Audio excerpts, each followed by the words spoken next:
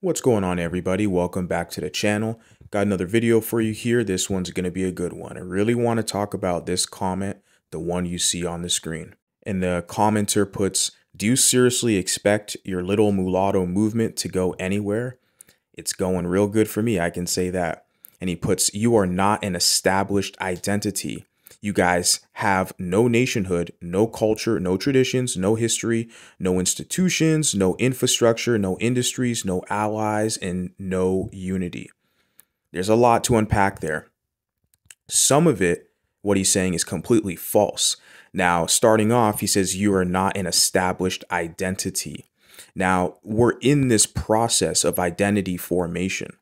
This is a constant theme that we're doing right now, gathering notes, establishing what works, what we can throw away, what's not beneficial to us, and what is beneficial. So establishing our core identity is essentially what we're doing right now.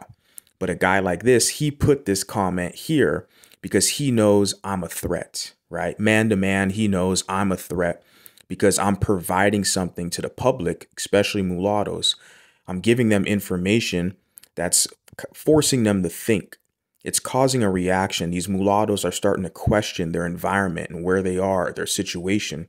And they understand, my audience, the mulattoes who are supporters, they understand the seriousness of developing a unique identity away from the black infringement. So we are in the identity formation stages. He puts here, you guys have no nationhood. Well, a lot of, in the commentary, you can look at the picture, it's Lamar Payne. A lot of these people literally have no nationhood. And when they do have nationhood, it's funny. It's like, why is this guy even talking? Because a lot of these people, when they have nationhood, they're literally like some of the weakest nations on the planet. Like some of these nations, they have literally arms embargoes and sanctions placed on them from all the powerful nations, right? We can say like Haiti, for example. A lot of them brag about Haiti winning its independence, from slavery and all this stuff, being the first black republic that basically revolted and won its freedom. But it's like, okay, I guess that's a great historical achievement for you guys, not for mulattoes. But we look at where your nation stands today, right? In the world affairs, like one little earthquake happens, all your infrastructure crumbles, right? And the industries are not there. That's why everybody's immigrating. All those people are immigrating to America. So it's like, you have a nationhood status in places like Haiti and other nations, but a lot of you people, you can't even work it out in your own nation. So you have to immigrate to the white man to get benefits from him. So it's like, why is this guy even talking? Like, who is he talking to? Hilarious. And he says, the next moving on after nationhood, and we're trying to establish that we already have a flag. Okay, we have a history, we have a flag. I'll get into that in a little bit. But so yeah, and that's all the basis of nationhood. You have a symbol, an identity, a symbol. The flag is that symbol. He puts no culture, no unique culture. So the flag is a component of that. And of course, having he adds next to the culture, traditions. Traditions are a part of the culture. Now, we have a concept called a cultured mulatto. Someone like me who's kind of Afro-Germanic mulatto, standard mulatto. Okay, I have a German background and West African background. And a cultured mulatto is somebody who's keen on code switching and can basically adapt to both cultures and encompass both of those cultures into his being. Okay, but establishing something that's uniquely independent from each one of those is something of course, again, that's in the identity formation, because your identity is part and parcel with the culture. Okay, but what I do know when I'm analyzing a lot of what people refer to as the Black American culture today, 2024, okay, not 50 years ago, but today, it's like, man, I rather have no culture or somebody else's culture than the whole hood culture, sexy red, the quote unquote the culture, right? A lot of what's popularized, kind of urban African American culture. I honestly would rather have no culture than have that culture. If that culture was my, claim to fame. There's just no way. But we're in the identity formation and developing a culture. That's our business. That's something we're doing. But a guy like this Lamar Payne puts, these comments here because he knows I'm a threat. He knows that I'm a guy that's a builder, that's developing something, and he wants us to steer me and steer us, basically discourage us from developing something. He's like, oh, the task is so big. Just give it up now. Just sit back down and kiss my black butt. Nah, I'm sorry. Not going to happen. Not with me. So then, like I said, I already kind of covered the traditions. Traditions, culture, and identity fall in line with that. And of course, you can establish nationhood after that. He puts here no history. Now, this channel is called the Mulatto History Channel. And we know with these people, because that's very common in their community, they say mulattoes have no history. We know that's a damn lie. That's a damn lie. We know mulattoes, especially here in the United States of America, where we literally had a racial classification and institutions, because he talks about institutions here after history. We've had mulatto institutions, and of course, the institutions that falls in line with mulatto history. The Brown Fellowship Society, the Blue Vein Society. A lot of these universities like Howard, Spelman, and other schools were established for mulatto students to get educated in law and medicine. So we have a history here. We look at the Louisiana area in the Baton Rouge. They have the Mulatto Bend community where they literally there's a lot of history here in America for mulatto people. But what happens is, that's why I developed this channel. It's important for us to acknowledge our history and preserve it because black people steal all of our history. I'm making this video right now in February 2024. February is Black History Month, quote unquote, Black History Month, but they literally blackwash every mulatto achievement. Charles Drew, Adam Clayton Powell, Thurgood Marshall, the list goes on and on and on. Bob Marley, everything that a mulatto does, like Barack Obama gets the presidential office, black people live vicariously through these mulatto celebrities. They steal our history and claim it as their own. They'll claim everything a mulatto does. This is February. Okay, the Super Bowl just happened the other day, and Patrick Mahomes won the Super Bowl again. I think 2 seasons in a row. Patrick Mahomes is a mulatto man, white mother, black father. But you see how a lot of these blacks, they're going to write it in history and say, oh, this black quarterback won the Super Bowl, back to back. He's not a black quarterback. He's a biracial, a mulatto quarterback. This is a perfect example how mulatto history is blackwashed. And these type of people are very arrogant, this commenter, where they steal all of our wins, all of our achievements, all of our history. They steal it and claim it as their own. And then they turn around and they look at you and like, oh, you have no history. You can't do nothing. You have no nationhood. You got to kiss my black butt. It's like, yeah, I don't think so, buddy. I don't think so. Nice try, though. So we already established that we do have a history, just black people steal it. And then going into the no institutions, I already established that we did have institutions that served us, were for us. But with a lot of federal policy, Racial Integrity Act, the one drop rule, we lost a lot of that, but we're into developmental stages now. I'm a younger man. You say this now, I'm looking at this comment, but you'd be surprised. Talk to me in the next several years or even a decade. Let's see what kind of institutions we have then. So yeah, mark my words. No infrastructure, no industries. Now, infrastructure is interesting. Infrastructure and then no industries, but this is a black guy putting this comment here. I'm guessing Black American, Lamar Payne, just by the name, right? And I'm like, well, where is your infrastructure, bro?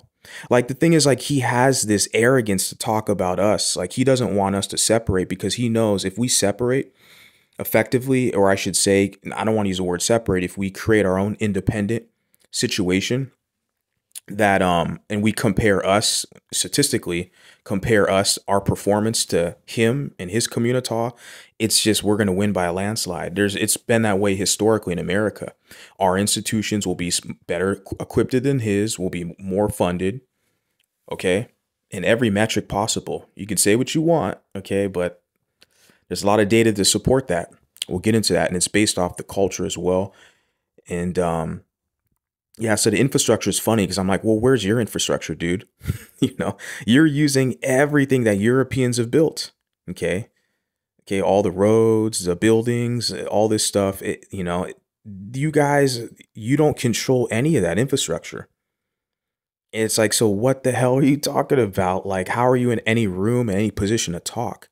You know, if a white guy came in here who's a military background or something, that'll make sense. I'll be like, yeah, I'm doing some stuff off the air, away from your surveillance.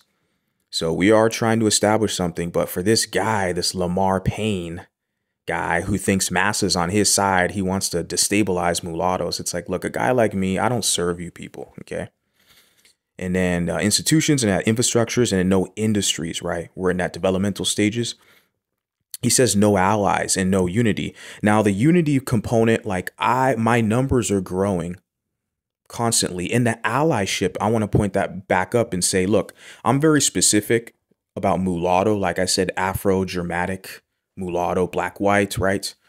Where you have other configurations of multiracials, which has already been established. The man, Richard Miller, who developed the mulatto flag, that was his intentions. He was very specific. This was 20 years ago. When Richard Miller developed the mulatto flag, he specifically said he doesn't want his flag to be misrepresented to where he wants other multiracials to develop their own flags, right?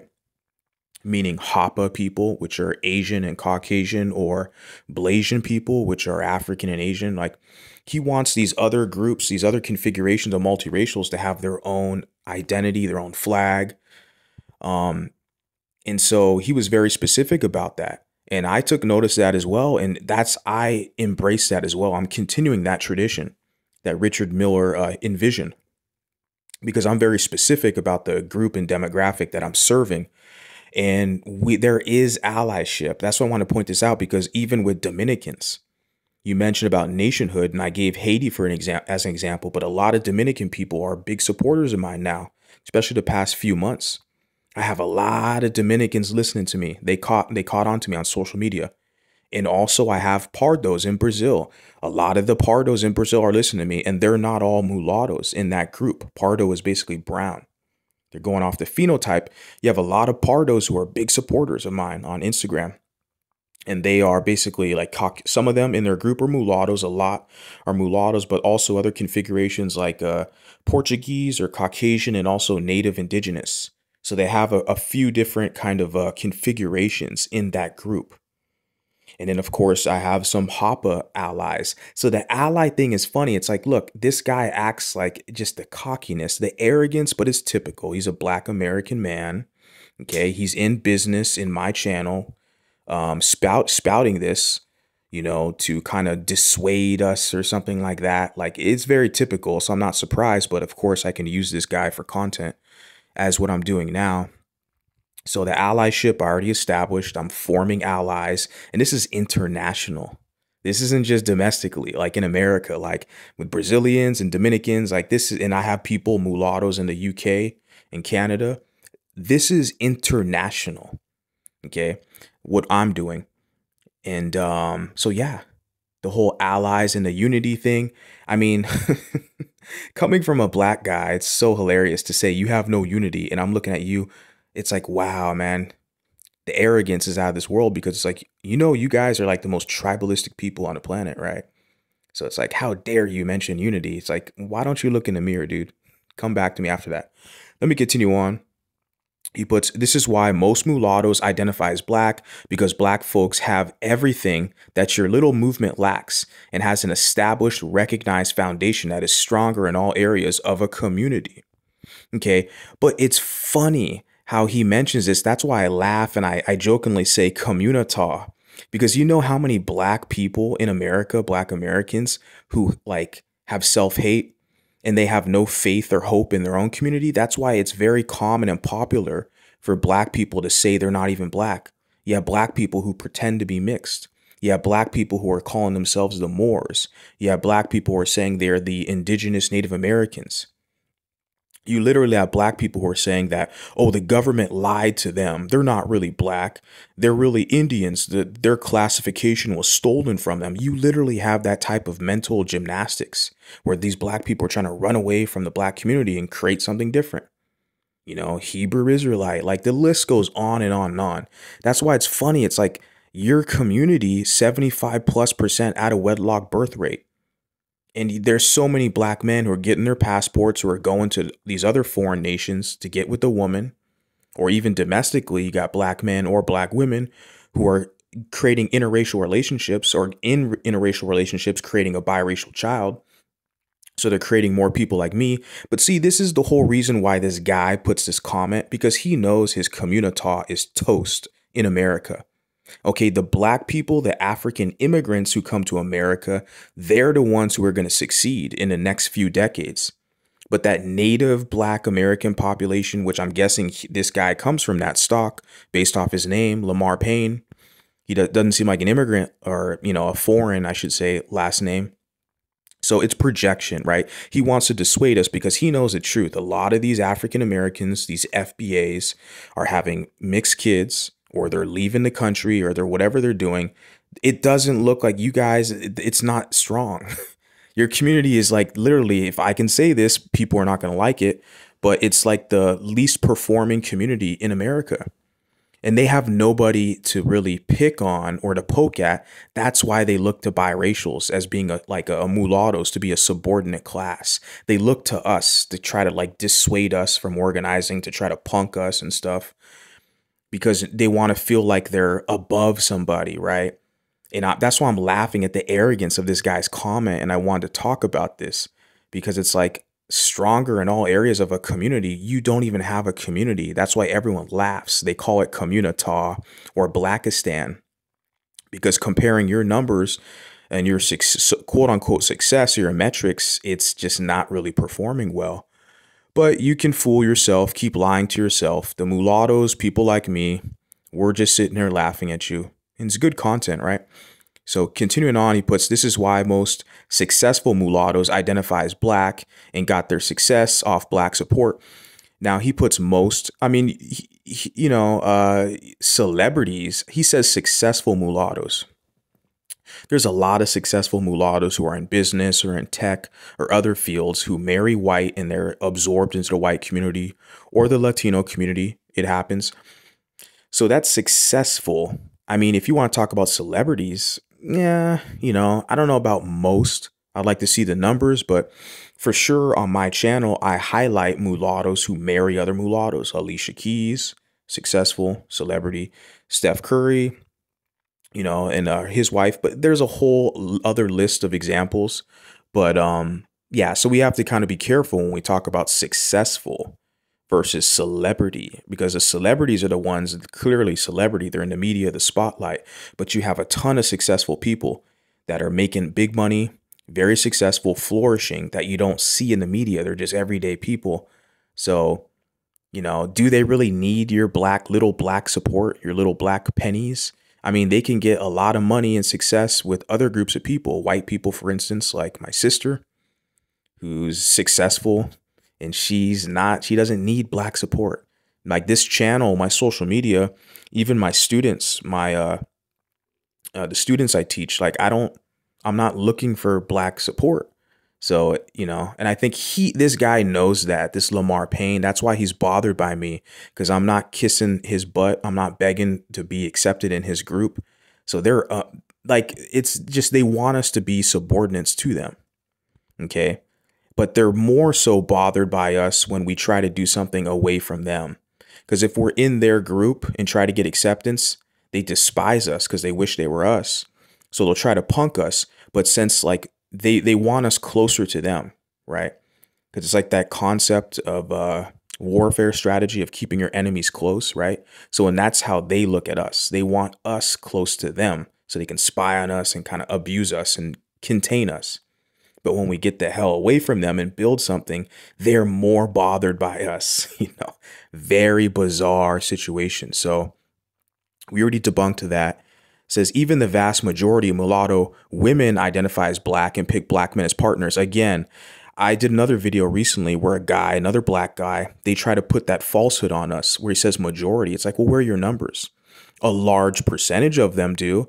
And when I look at a lot of these women, their results are not that good. Just even on YouTube, a lot of these women who like mulatto women who choose black male partners, I'm like, they end up being single moms. We look at the numbers of a black woman with a black man in America when they start a family and have kids, over 75+% out of wedlock birth rate. Everything is not the white man's fault. Everything is not black women's fault. A lot of things are black men's fault. And of course, this is a black man who puts this comment, and he will never, he will never basically tell that reality. He'll just make up crap saying that most of the majority of mulatto women, he wants them to identify with being black, right? Basically to neutralize us and absorb us. That's the strategy for them. But I don't agree with that. Majority of them identify as black and pick black men partners. My sister didn't. A lot of mulatto women who support my channel, my supporters, they don't. And even in the media, I look around, I'm seeing mulatto women with white men. And I saw even with Zendaya, she married, I forgot the guy's name. I think his first name's Tom, the Spider-Man guy from the UK. And there was a black guy, a YouTuber, who made a whole video complaining and trying to gaslight Zendaya for being with this white man, marrying a white man. They are so bothered, these black men, when a beautiful, successful mulatto doesn't choose them or prefers them. Even just one or two women. That's a minor example. He made a whole video trying to be like, oh, those folks are going to remind you, right? That's why they don't like Meghan Markle. There's a whole list of these women. They call these women tragic mulattoes. That's their shaming tactic. If a mulatto doesn't choose a black man, because they want mulatto women. These black men, like this guy, Lamar Payne, they prefer mulatto women over their own women. No other race does that. No other race of man has a outgroup preference on a smaller scale. That's true. There are groups of men, even white men, whatever, who like other groups of women more than their own, but it's not the same number. As far as it's not on the same scale. When we examine black men's behavior in America, their mating and dating patterns, where overwhelmingly they prefer this mulatto woman over their own dark-skinned black woman. Okay. And so whenever they see one mulatto woman or a couple who don't choose them, they freak out.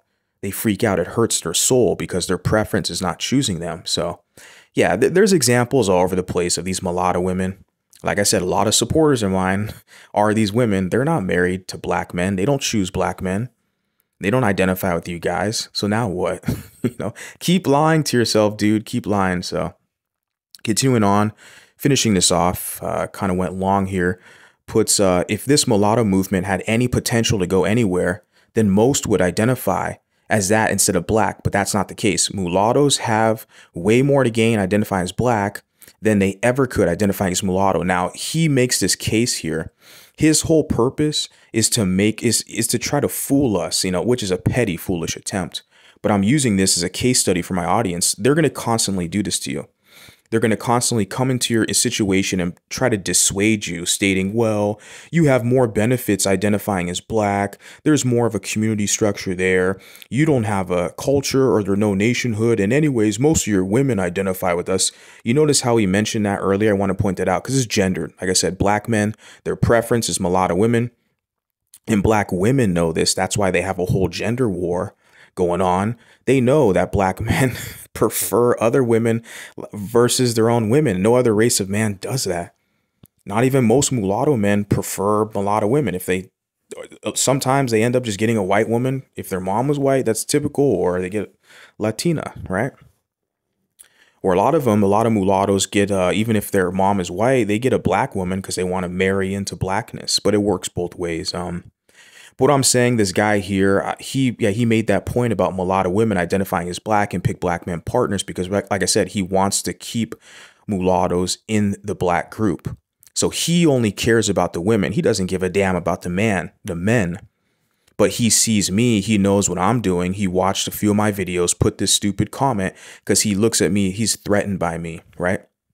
He knows I'm examining this comment, looking at all the information, looking at the numbers, comparing his community, the numbers and data, looking at what I can do in the future, what I can create. And so, yeah, he's threatened by me. It's very obvious. So he's trying to dissuade me. Okay. Very futile on his part, but nevertheless, he's trying.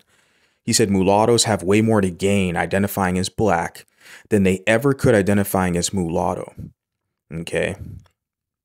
A lot of mulattoes identify as black, especially if they're trying to make a buck. He talked about these celebrities, or he said successful, going back up there. Successful mulattoes identify as black. There's a bigger market there. They can sell their products. They can sell their music. There's a bigger market because currently in America, blacks have more numbers than mulattoes. They talk about how the black population is like 12%, which is a lie. Okay. Because a lot of mulattoes identify as black. So part of that 12%, you got a bunch of mulattoes in that. So our numbers are higher than we expect, but a lot of this is changing. We're going to see in the next decade, a lot of data and what I'm doing with social media, the information gets out there. A lot of people are waking up and they realize they have another option. Because guys like this Lamar Payne, they want you mulattoes to feel like you don't have an option. You just got to stay and be black because, oh, you can get more benefits anyways. Like he puts here your little mulatto movement. I'll take my little mulatto movement any day than being stuck with you people in the community. I'm good.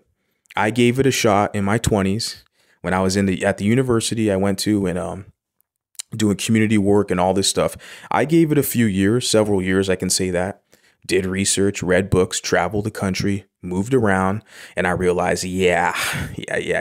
It's not looking good for your little community.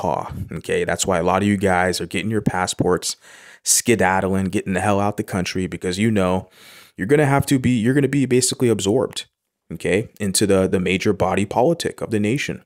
With all the Latinos coming in, and as mulattoes, we could blend in with Latinos far better than a dark-skinned monoracial black person. They know that. That's why they're internally forever jealous and envious of us, because we are more palatable to other groups, way more than them. So I find that to be hilarious. This whole comment just screams kind of projection, and it's just extremely arrogant on this guy's part, but it's typical with them, right?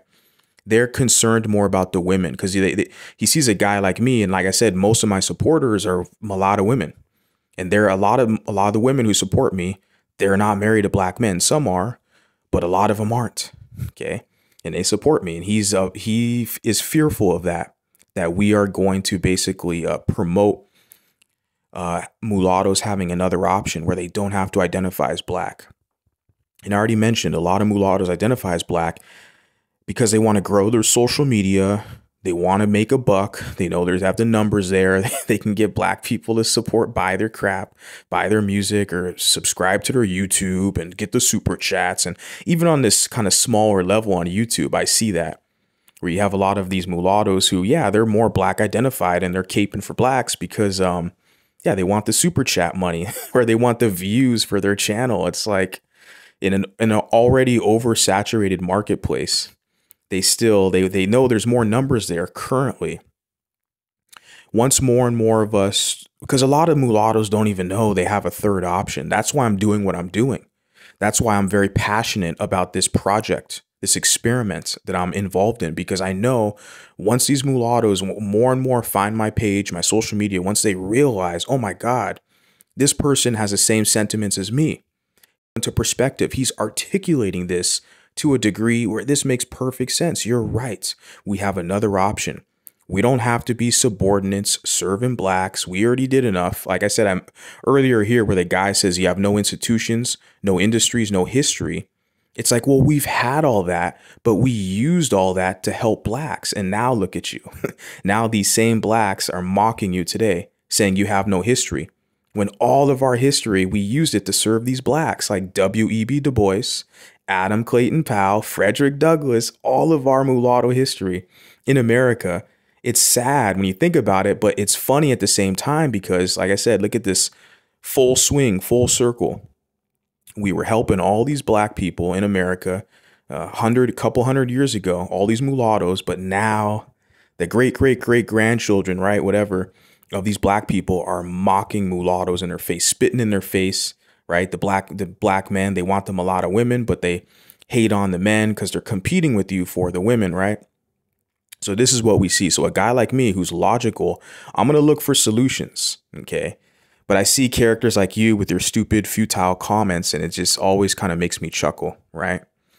If this mulatto movement had any potential to go anywhere, then most would identify as that instead of black, but that's not the case. Like I said, this mulatto movement, if you want to call it, I'm not even calling it mulatto movement. I use the term mulatto community, a collective developing cohesion, reclaiming our mulatto history, establishing an identity, developing a culture, and establishing traditions with that culture. We're all doing that right now. We're all doing that. And you're witnessing that. And you are definitely helping to motivate us by doing that with your comment and your arrogance. It gives us more fuel and motivation, okay, to get the hell away from you, to be honest with you. But like I said, yeah, this situation I have going on with the mulatto community, it's working out just fine. And my whole thing is, like I said, I'm going to repeat, is a lot of mulattoes don't even know that they have another option, that they can choose to identify and be with other people who are similar and share their experience and history. A lot of people don't know. Even for me, I'm kind of a voice. I guess now. I was filling a void. I realized a lot of people that they're not speaking my language, right? There's not this level of uniqueness or kind of exclusivity. I didn't really see anything in the market on social media that catered specifically towards me.